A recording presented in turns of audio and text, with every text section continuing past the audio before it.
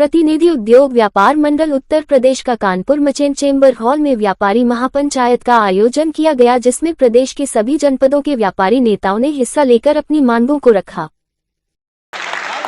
का आयोजन किया है, क्या वजह है, क्या मांग कर रहे हैं? जैसा कि आप सभी को ज्ञात है कि प्रतिनिधि उद्योग व्यापार मंडल व्यापारियों के लिए निरंतर कार्यक्रम करता रहता है, आंदोलनों का कार्य करता है। जैसे हम लोगों ने व्यापारी अधिकार यात्रा निकाली, व्यापारी रैली मोती झील में किया गया।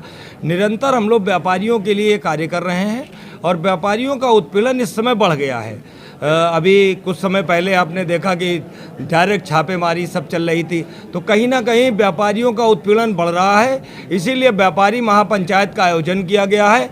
इस महापंचायत के माध्यम से माननीय प्रधानमंत्री जी से, माननीय मुख्यमंत्री जी से को हम लोग ज्ञापन के माध्यम से भी बातों को पहुंचाएंगे, क्योंकि जिस तरीके से हम लोगों का उत्पीड़न हो रहा है उसको तत्काल रोक लगानी चाहिए।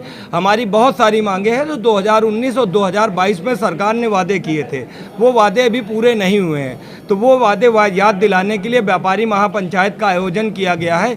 ये आज कानपुर में शुभारंभ हो रहा है और ये प्रदेश के सभी जनपदों में व्यापारी महापंचायत का आयोजन किया जाएगा।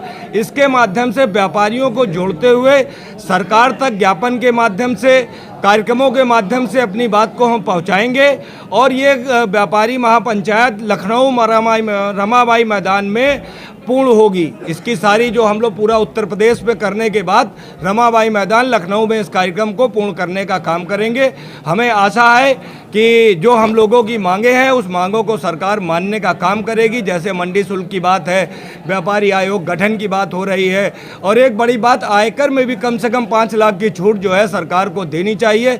ऐसी कुछ मांगे हैं, उसको सरकार को पूर्ण करना है। दूसरा, जो व्यापारियों को लेकर के अधिकारियों का जो नज़रिया बन गया है, जो व्यापारी को बिल्कुल एक असहाय तरीके से मान रहे हैं, व्यापारी असहाय नहीं है, व्यापारी सड़कों पर भी होगा। व्यापारियों की बातों को पूर्ण हो, और व्यापारियों का अगर उत्पीड़न किसी अधिकारी के द्वारा हुआ तो निश्चित रूप से आंदोलन का काम हम सारे लोग पूरे प्रदेश में इकट्ठा होकर करेंगे। लोकसभा चुनाव में व्यापारियों की क्या भूमिका रहेगी? निश्चित रूप से देखिए, व्यापारी के नोट और सपोर्ट से ही सरकारें बनती हैं। जब तक व्यापारी वोट नहीं करेगा तो कोई सरकार नहीं बनेगी। निश्चित रूप से लोकसभा चुनाव 2024 आ गया है, इसमें व्यापारियों की पूर्ण भूमिका होगी और व्यापारी के सपोर्ट से ही सरकार वो बनेगी, व्यापारी के सहयोग से ही सरकार बनेगी। चुनाव में आप भी आएंगे क्या?